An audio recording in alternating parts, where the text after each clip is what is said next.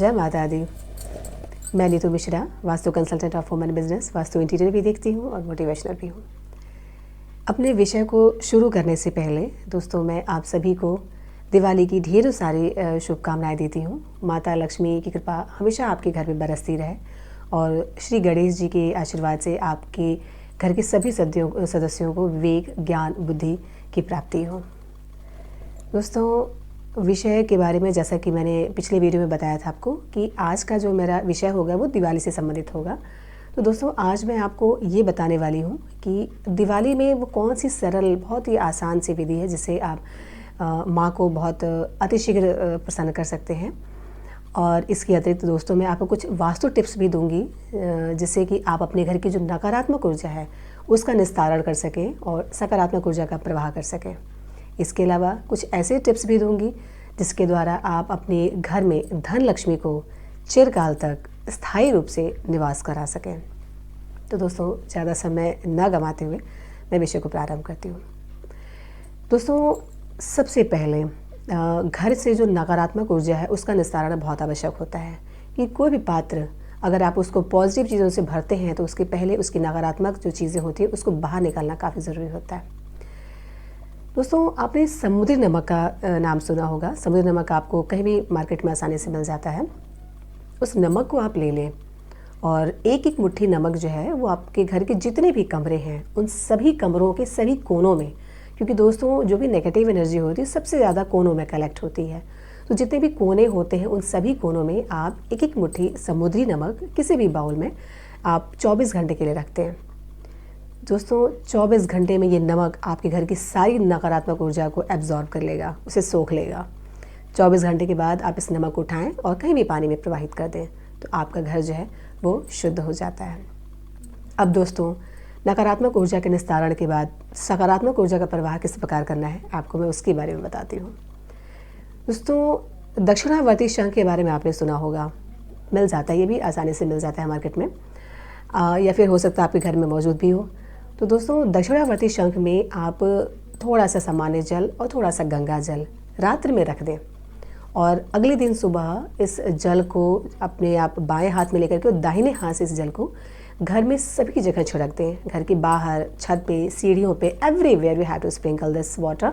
It's too pure, ये बहुत ही pure है और बहुत ही ऊर्जावान होता है ये जल। तो आप जब इस जल को पूरे घर में छिड़कते हैं दोस्तों तो इससे पूरे घर में आपके सकारात्मक ऊर्जा का प्रवाह होता है और आपका घर बिल्कुल पवित्र हो जाता है। तो दोस्तों नकारात्मक ऊर्जा चली गई, सकारात्मक ऊर्जा का प्रसार हो गया। अब हम बात करते हैं दिवाली के पूजन के बारे में। दोस्तों दिवाली के दिन सुबह यानी प्रातःकाल आप अपने घर के मेन गेट पर और जो मुख्य द्वार है जिससे आप अपने घर में एंटर करते हैं, जो मेन आपका अंदर का जो प्रवेश द्वार है, वहाँ पे इन दोनों जगहों पे दोस्तों आप आम के पल्लव, अशोक के पल्लव या फिर पान के पत्तों के साथ कुछ फूलों का प्रयोग करते हुए तोरण ज़रूर लगाएं। दोस्तों ये काफ़ी शुभकारी होता है। वैसे तो मार्केट में कई तरह के आर्टिफिशियल तोरण मिल जाते हैं, लेकिन दोस्तों बेहतर होता है अगर आप प्राकृतिक चीज़ों को, नेचुरल चीज़ों को आप यूज़ करते हैं तो ज़्यादा अच्छा होता है। तो कोशिश करें कि आप जो ओरिजिनल पत्ते हैं आप उनका इस्तेमाल करें। इसके पश्चात दोस्तों आपका जो मुख्य द्वार है जहाँ से आपके घर में एंट्री होती है वहाँ पे आप रोली से 5 से 9 इंच के बीच तक का स्वास्तिक ज़रूर बनाएं। ओम बना सकते हैं, लक्ष्मी जी के जो चरण पादुका है आप उसे भी लगा सकते हैं। दोस्तों ये जो सिंबल्स होते हैं, जो रिचुअल सिंबल्स होते हैं, जो शुभ प्रतीक होते हैं, ये बहुत ही पावरफुल होते हैं। इनमें काफ़ी ऊर्जा होती है, काफ़ी शक्ति होती है इनमें, और ये नकारात्मक ऊर्जा को आपके घर में प्रवेश करने से रोकते हैं। तो आपको ये सिंबल्स जो हैं वो ज़रूर बनाने चाहिए और दिवाली के दिन तो ज़रूर बनाएं। दोस्तों अब हम पूजा के बारे में बात करेंगे कि पूजा आपको किस समय करनी है, उसका शुभ मुहूर्त क्या है और किस विधि से करनी है।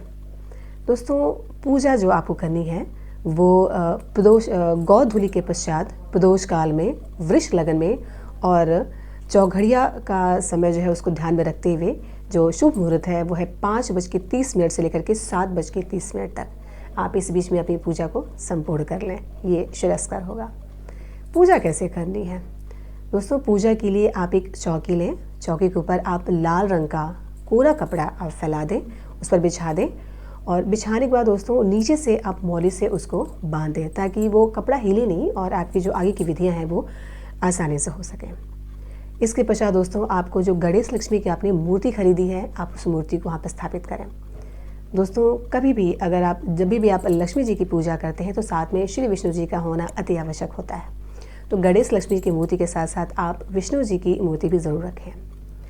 विष्णु जी की मूर्ति और गणेश लक्ष्मी जी की मूर्ति के साथ साथ दोस्तों आपको हल्दी से गौरी जी बनानी है और सुपारी जो होती है, सुपारी के ऊपर मौली से बांध करके आप गणेश जी की एक प्रतिमूर्ति के रूप में उसे भी स्थापित करें। तो गौरी गणेश जी, गणेश लक्ष्मी जी की मूर्ति के साथ विष्णु जी, इन सबको आपको यहाँ पे स्थापित करना है। अगर दोस्तों आप चाहते हैं कि आपके घर में लक्ष्मी, जो धन लक्ष्मी है, वो स्थिर रूप से विराजमान हो और उनकी जो कृपा है वो आपको प्राप्त हो, तो आप चांदी के श्री यंत्र या चांदी का जो कुबेर यंत्र होता है उसे भी स्थापित कर सकते हैं। इसके पश्चात दोस्तों अब हम कलश स्थापना करेंगे। कलश स्थापना कैसे करेंगे दोस्तों? कलश स्थापना के लिए आप अगर संभव हो तो आप अष्टदल के ऊपर ही कलश स्थापना करें, क्योंकि अष्टदल माँ को बहुत प्रिय है। अगर आपको अष्टदल मिल जाता है तो आप उसकी स्थापना करें, उसके ऊपर करें कलश स्थापना। अगर नहीं मिल पाता है दोस्तों तो आप चावल से अष्टदल बना सकते हैं। इसके बाद आप उसके ऊपर कलश को रखें। कलश में दोस्तों सामान्य जल के साथ गंगा जल भी पड़ेगा और उसमें सुपारी रहेगी, रोली रहेगी, थोड़ी सी हल्दी रहेगी। आप एक फूल डाल सकते हैं लाल कलर का, थोड़ा सा अक्षत डाल सकते हैं और उसमें आप सुपारी पड़ेगी और चांदी का एक कप सिक्का भी डाल सकते हैं। ये सब चीज़ें डालने के बाद दोस्तों आपको कलश के ऊपर आम का पल्लव या फिर अशोक का पल्लव या फिर पान का पत्ता, इसके ऊपर आपको श्रीफल यानी कि नारियल को लाल कपड़े में लपेट करके मौली से बांध करके स्थापित करना है और उस पर हल्दी का तिलक, दही का तिलक और शहद का तिलक भी ज़रूर करें। दोस्तों अगर आप चाहें तो कलश में दूर्वा भी डाल सकते हैं, ये भी अच्छा होता है। इस प्रकार दोस्तों आपको कलश की स्थापना करनी है। इसके अलावा दोस्तों आप एक किसी बर्तन में, चांदी के बर्तन ले सकते हैं, तांबे का ले सकते हैं, पीतल का ले सकते हैं। उसमें दोस्तों आपको चांदी के कुछ सिक्के, कुछ सोना, रुपए या सिक्के, आप नॉर्मल सिक्के जो होते हैं रुपए के, आप वो भी डाल सकते हैं, रख सकते हैं। आपको इसकी भी आराधना करनी है। तो दोस्तों इस प्रकार ये आपकी पूजा की पूरी विधि तैयार हो जाती है। अब आपको मंत्र क्या पढ़ने हैं? तो दोस्तों आपको मंत्र में पढ़ना है वो है श्री सुक्त का पाठ। ये बहुत श्रेयस्कर होता है। आप लक्ष्मी अष्टकम कर सकते हैं, कनकधारा स्तोत्र भी पढ़ सकते हैं, गणेश जी के बीज मंत्र का जाप कर सकते हैं, लक्ष्मी जी के जो बीज मंत्र हैं उनका भी जाप कर सकते हैं। ये सारी विधियां करने के बाद दोस्तों आपको अंत में क्षमा प्रार्थना करना है। फिर आपको आरती करनी है और आरती के पास दोस्तों आपको भोग लगाना है। भोग में मौसमी फलों के साथ साथ दोस्तों आपको खीर का प्रसाद ज़रूर चढ़ाना चाहिए, क्योंकि माँ को खीर अति प्रिय होता है। तो खीर का प्रसाद चढ़ाएं। लक्ष्मी जी को आप श्रृंगार की चीज़ें भी भेंट करें, इससे माँ जल्दी प्रसन्न होती हैं। दोस्तों इस प्रकार अपनी पूजा आप संपूर्ण करें। दोस्तों कुछ टिप्स मैं आपको देती हूँ कि किस प्रकार आप लक्ष्मी को अपने घर में स्थिर रूप से निवास करा सकते हैं, ताकि आपको इसका लाभ हो। क्योंकि अगर स्थिर रूप से अगर लक्ष्मी जी का वास आपके घर में नहीं है तो आपको फ़ायदा कहाँ होता है? फिर तो लक्ष्मी जी आती हैं और चली जाती हैं। इसके लिए दोस्तों मैं आपको 2-3 टिप्स देने जा रही हूँ। उसमें सबसे पहला टिप है दोस्तों, एक मौली का बड़ा सा धागा ले लें और उसमें आपको गांठें बांधनी है। गांठें आप 11 कर सकते हैं, 21 कर सकते हैं, 51 कर सकते हैं। गांठ बांधते समय दोस्तों आपको लक्ष्मी जी के जो बीज मंत्र हैं, ओम श्रीम श्रीम महालक्ष्मी नमः या फिर ओम श्री श्री नमः, इन 2 मंत्रों में से आप कोई भी मंत्र ले सकते हैं और इस मंत्र का जाप करते हुए आपको गांठ लगानी है। गांठ लगाने के पश्चात दोस्तों आपको एक श्रीफल लेना है और उसको लाल कपड़े से लपेट कर इस मौली से बांध करके आपको अपने मंदिर में स्थापित करना है। दोस्तों इससे माँ प्रसन्न होती है और उनकी कृपा प्राप्त होती है। लक्ष्मी स्थिर रूप से आपके घर में वास करती हैं। एक और उपाय मैं आपको बता रही हूँ। पीली सरसों दोस्तों आपके घर में अवश्य मौजूद होगी, किचन में आपको मिल जाती है। पीली सरसों ले लें और दिवाली के दिन ही शाम को आप उस सरसों को किसी कटोरी में रखें और ऐसी जगह रखें कि आप जब मंत्रोच्चारण करें तो उसके वो बिल्कुल सम्मुख हो और आप किसी भी लक्ष्मी जी की बीज मंत्र से या किसी भी मंत्र से आप इस सरसों को अभिमंत्रित कर लें। तत्पश्चात इस सरसों को आप अपने तिजोरी में, अपने दुकान के गले में, अपने जो आपके बैंक के पेपर्स हैं, जो प्रॉपर्टी के पेपर्स हैं वहाँ पे, या जो भी आपके बैंक के पासबुक हैं, चेकबुक वगैरह है, आप यहाँ पे इसको इस सरसों के आप कुछ दाने ज़रूर डाल दें। आप अपने पर्स में भी रख सकते हैं, इससे बरकत होती है। एक और उपाय दोस्तों मैं बताती हूँ आपको।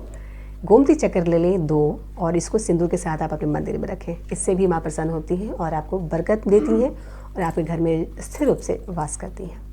तो दोस्तों इन छोटे छोटे जो वास्तु के टिप्स हैं और जो मैंने आपको बहुत आसान और सरल विधि उपाय बताए पूजा से संबंधित, आप इसे करें और निसंदेह आपको माँ लक्ष्मी की, गणेश जी की और विष्णु जी का आशीर्वाद अवश्य प्राप्त होगा।